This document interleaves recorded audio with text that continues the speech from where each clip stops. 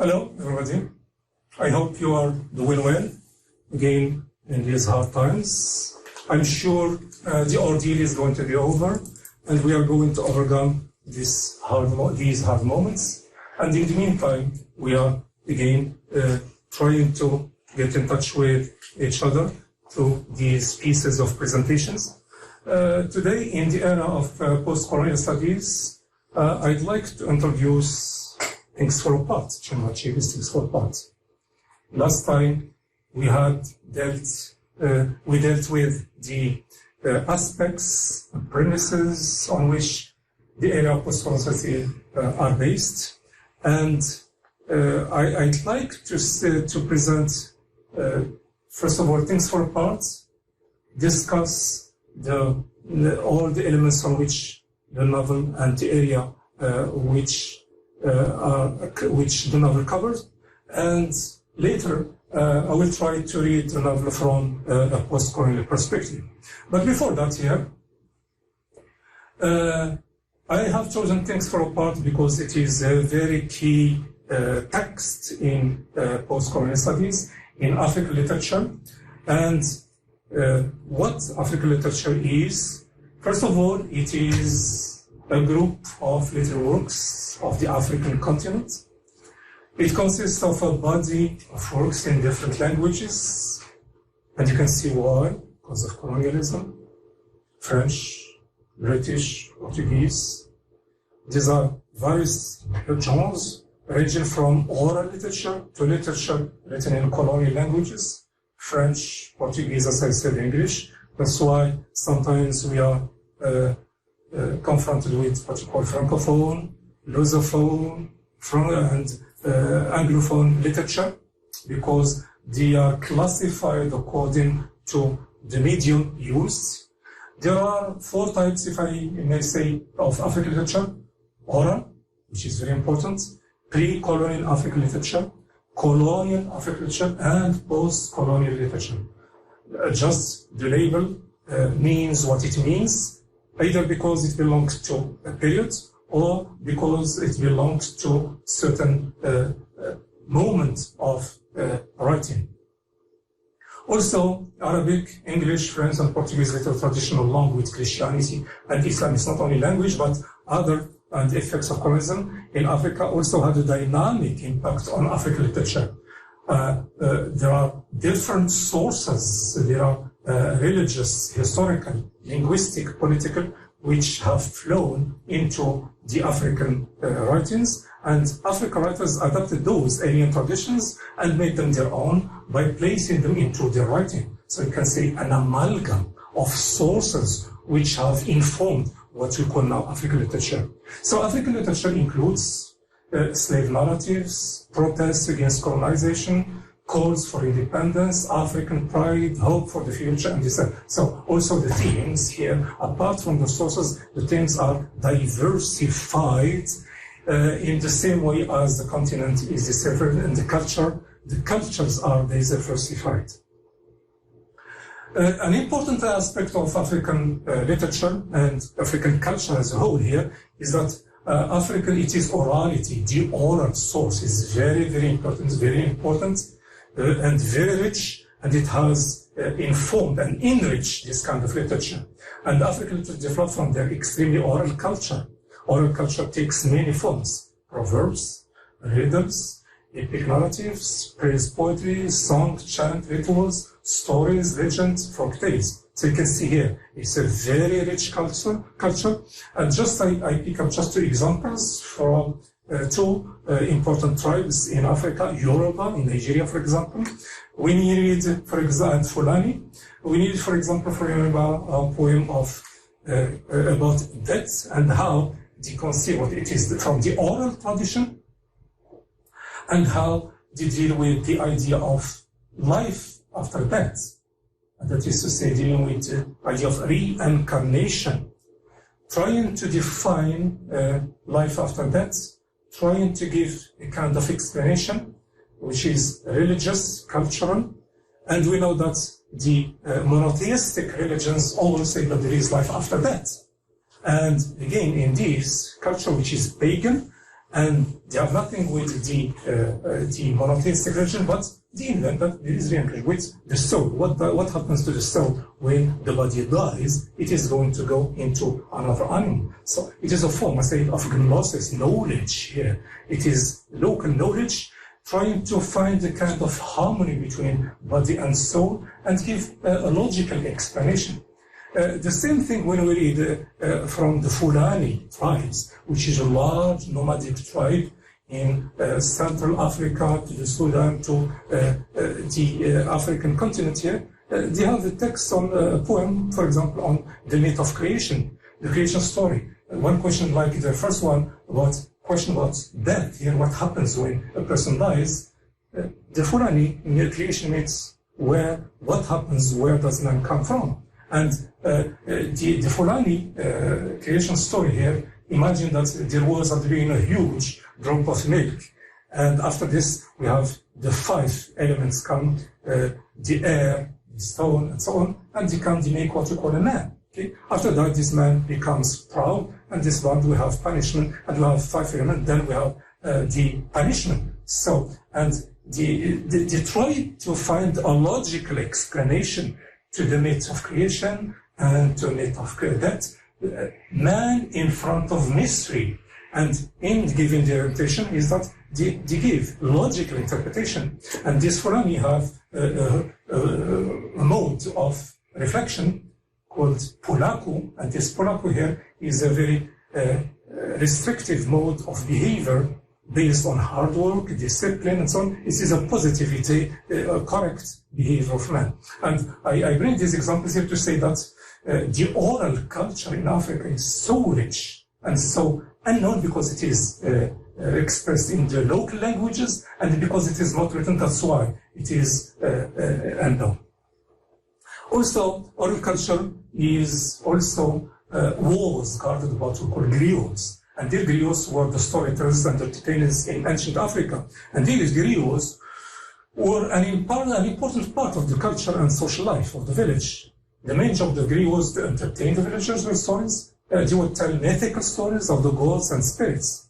So oral literature, or what you call orature, serves to communicate ideas, emotions, beliefs, and appreciations of life. They define, interpret, and elaborate on society's vision of reality and the dangers in the world. It deals with the human adventure, achievement against the odds. So it is a very rich oral culture, which is the problem with this oral culture. It is not known, or because it's not written, or because it is, as I said, mediated through local languages. What is important about this oral culture and culture? It is introduced in writings as part of the local heritage, creating a hybrid form of literary product. This is very important and very positive because modern writers, though they are writing in the language of the colonials here, they have borrowed the language, borrowed the form, which is, for example, novel, and they introduced the local heritage. Part of it is the oral culture, and this is give a very hybrid, rich product. Importance of this oral culture, it reflects the people's history, culture, and identity. It shows the existence of other systems of beliefs, thoughts, and logic, similar or different from the non-African ones, and this is clearly a response to the Western negation of otherness, as we saw before. It presents world vision, different philosophies, other forms of gnosis, and also it dismantles the colonial, Eurocentric, and ethnocentric perception of the Western societies. And we saw before that this negative image of European consciousness concerning the other here is dismantled as these writers have employed this oral culture, which has enriched their existence. So, and also it contributed to the establishment of African, what you call literary identity. It has enriched this African literature and identity. Chimachili himself, in his later novel, And Hills of the Savannah, he wrote in 1987, that is later from the novels he wrote, and thus I am going to introduce them here, is that he saw in storytellers a threat. He said that they threaten all champions of control. to frighten usurpers of the right to freedom of the human spirit, in state, in church or mosque, in party congress, in university or wherever. So you can see here that Chinua actually gives an important status to storytellers because they are speaking from the stand of truth, wisdom, and common knowledge. Chinua Achebe himself, as I introduced him as the writer of Chinua and Things Fall Apart, that we are going to analyze here, is that he was born 1930, novelist, poet, professor, and critic, worked for the Nigerian Broadcasting Service, support of the Biafran independence, and acted as ambassador for the people of the nation, professor of African Studies at Brown University, United States, since 2009. His parents were converted to Christianity, though he himself never confessed his conversion, received honors, and won many of the prizes, and died lately on March 20, 2013 in the United States. For his works here, as you can see here, we have a list of works, and the first novel, Things Fall Apart, the first novel, which is seen often as an icon of African literature, later followed by No Longer At Ease, or Law of God, A Man of the People, and he stopped there, look at here, from 1967 to 1987 that he produced St. Hills of Savannah, and between that he produced short stories in Girls at War, and a collection of poems, Beware Soul Brothers. Besides, he wrote essays, criticism, and political commentaries, a vast range of writings where he produced his point of view concerning Africa, colonialism, response of the African heritage towards the colonialism. But when we see the four novels, Things Fall Apart, No Longer At Ease, Love, God, and A Man of the People, you can see there is a flow of writings. And if I have to sum up these four pieces here, both Things Fall Apart and Aura of God are set in traditional Igbo rural context, showing the existence of a local, oral, rich culture. And by that, he tries to show one aspect of African identity, existence of this identity. In the two other novels, No Longer At Ease and The Man of the People, they are set in another context. It is in a post-colonial context. It has to do with the impact of colonialism on African and African state here, where we have corruption, totalitarianism, and the loss of the local values because of the impact of colonialism here. It is a criticism of the loss of these values because of the violent coming of the colonialism and its negative impact. When I go to Things Fall Apart, the novel under study here, is that, look at the title. I start with the title, Things Fall Apart. 3 words, Things Fall Apart. First of all, as you can see, it is taken from W.B. Butler Yeats, the second Cummins poem, which actually goes more extensively in his epigraph. And Achebe's literary allusion to Yeats here might deepen or extend, by comparison contrast, the meanings of his title. Things Fall Apart can be said when something we believed would last forever comes to an end. The title Things Fall Apart refers to the fact that without proper balance and violence, things do fall apart. When we look at the passage, the first passage here, which is quoted in the first part in epigraph by Achebe here, from Yeats' Second Coming, turning and turning the widening gyre, the falcon cannot hear the falconer, things fall apart, the center cannot hold, mere anarchy is loosed upon the world, the blood-dimmed side is loosed, and everywhere the ceremony of innocence is drowned, the best lack all conviction, while the worst are full of passionate intensity. A very pessimistic view. Yes, like Eliot lived in the 20th century, and they have expressed the collapse of the Western values by the turn of the 20th century here. And the image of the falcon here is that this one, a flying falcon. In the past, this falcon used to track down animals. And the falcon here, in the poem here, is got lost, flying too far away. And there is a widening gyre. It is empty, turning and turning, the gyre, emptiness. The collapse of traditional social arrangement in Europe at the time this was writing, the collapse of these arrangements here. And the poem here, abruptly shifting to a description of anarchy, an orgy of violence in which the ceremony of innocence is drowned. And the speaker here laments that only bad people seem to have any enthusiasm nowadays. Negative, pessimistic picture. While the second stanza, which I didn't quote here, is that, I just explain what is that setting up a new vision, violence has engulfed society as a sign that the second coming is at hand. And in the second stanza, there is an imagined sphinx in the desert, this mythical animal rather than Christ, is what is coming to fulfill the prophecy. The vision in the darkness drops again. And the last lines in the poem, and what rough beast, its hour come round at last, slouches towards Bethlehem to be born. A rhetorical question here, a prophecy that the beast is on its way to Bethlehem, the birthplace of Christ to be born into the world. So it is anarchy, it is disorder, it is the loss of direction. So the notion of balance in the novel, as we'll see, is an important theme throughout the book.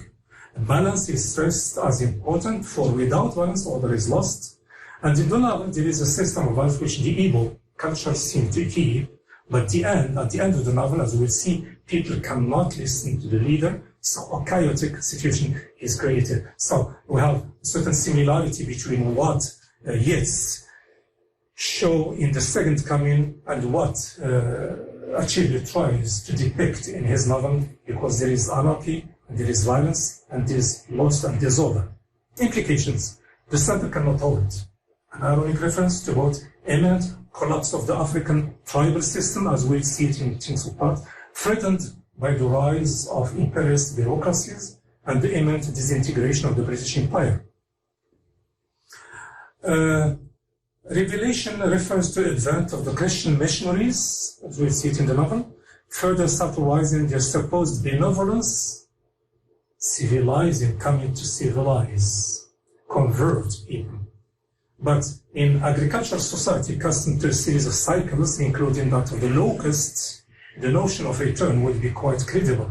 Locusts come every year, 7 years here to the ruler, so there is a cyclical movement, and locusts, as we will see, probably they have a destructive force, metaphor of the white man coming to destroy the tribal life of Igbo culture.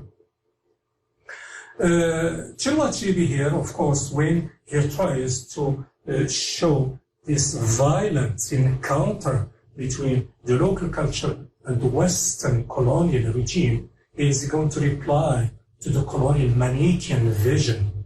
Manichaean vision, as we say, it is at the heart of the colonial agenda here, because Manichaeanism is based on duality, good, light, and dark, good and evil. And of course, light is always associated with the Western frame of mind, while the dark continent is associated with the heart of darkness. Remember Conrad's book, Heart of Darkness, fixing the other as the object of darkness, and we have to bring light.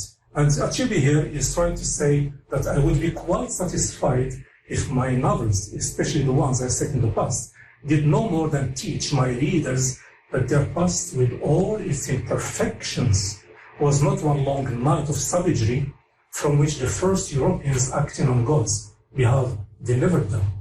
So you see here, Chinua Achebe is aware of his project, that yes, he is trying to describe, to present his Igbo life, the past, though it has imperfections like any other cultures here, But it's not one night of savagery as the other used to conceive it, trying to think that they come to civilize us or to demonize us. And at the heart of the Manichaean vision is that we have a demonic vision to demonize the other, source of evil, source of savagery, and bring this like is this a false image. And also another context in what is that they bring the book and we give them the land. So the irony here of depossessing of one's own richness. Also, I quote from things for a part here itself. Sometimes in the novel, one of the speakers says that the white man is very clever. He came quietly and peacefully with his religion. We were amused at his foolishness and allowed him to stay. Now he has won our brothers, and our clan can no longer act like one. He has put a knife on the things that held us together, and we have fallen apart. A very dramatic, a tragic view of the impact of the white man coming to sow disorder and anarchy and to destroy construction of a whole tribal life that has resisted throughout centuries. And it is the tragedy. When things fall apart, it vehicles the tragedy of the violent encounter of the two systems. When we go to the novel, things fall apart, as I said, composed of 3 words. Word 3 probably can interpret in terms of Trinity, religion, Christianity. The 3 elements is very predominant in novel as other symbols, 3, 7, 9. We will discuss them later, but it is very important, it is very revealing. The structure of the novel as well, divided into 3 parts. First part from chapter 1 to 13, second part from chapter 14 to 19, and the third part from 20 to 29. Very clear division, which I can put here, this division related to the title. First part I can, from 1 to 13, associate with things, second with fall, and the third with apart. So there's a certain organization, a certain harmony between the title and the division. And when we see the division, we see that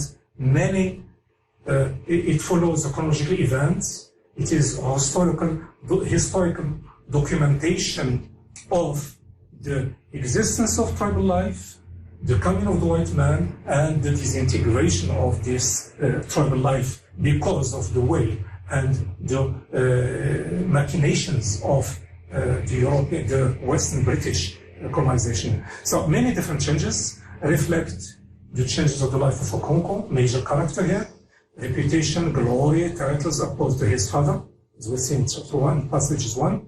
It symbolizes the collapse of the Igbo society as well. This move towards administration, I would say the collapse of the society as a whole. It represents how tradition was once very important, but then the British took that away later on in the novel. What does this division imply? It first implies that there are Christian implications, as I see it in this number 3.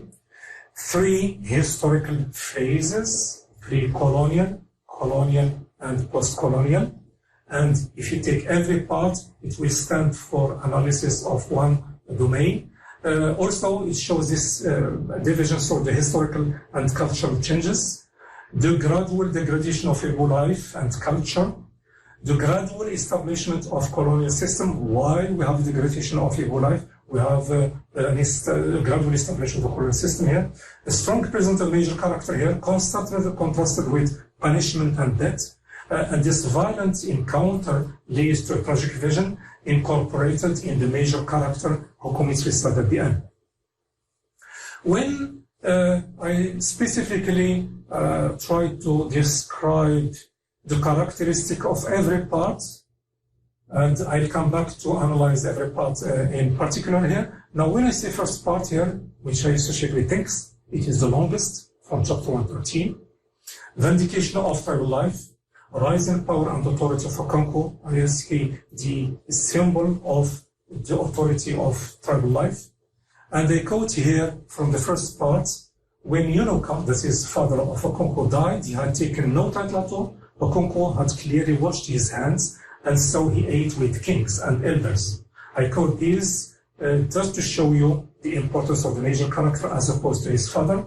And the proverbial statement here, which is taken from the oral culture, shows that that washing the hands here, cleanness, being clean, and also eating with kings. That is to say, the superiority of someone who does good work. Igbo society, in the first part here, tribal life, it is described here, a document, a piece of document, tribal life, war, tales, proverbs, collective organization, institution, polygamy, superstition, beliefs, values, aspiration, and orgies, including the weaknesses. The writer tries to be objectively presenting this reality here. Part 2, associated with 4, Okonkwo's, I quote from the novel, Okonkwo's gun had exploded and the piece had pierced the boy's heart. It was a little village called Bata, just beyond the borders of Beirut. It reflects the part of Okonkwo's life when he has to move to his motherland. It is the beginning of the fall associated with Okonkwo making a mistake. It illustrates also the fact that Okonkwo will not have the power to do much in Umofia, and symbolizes the beginning of the collapse of the Igbo society.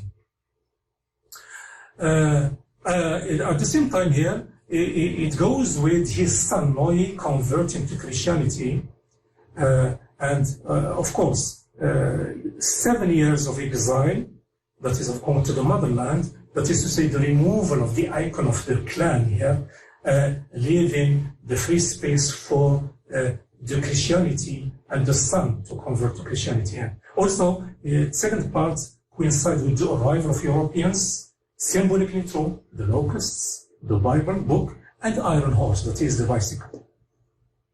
The last part, associated with the word apart, I quote here from this part, the missionaries had come to Umofia, and the new faith was a mad dog that had come up to eat it.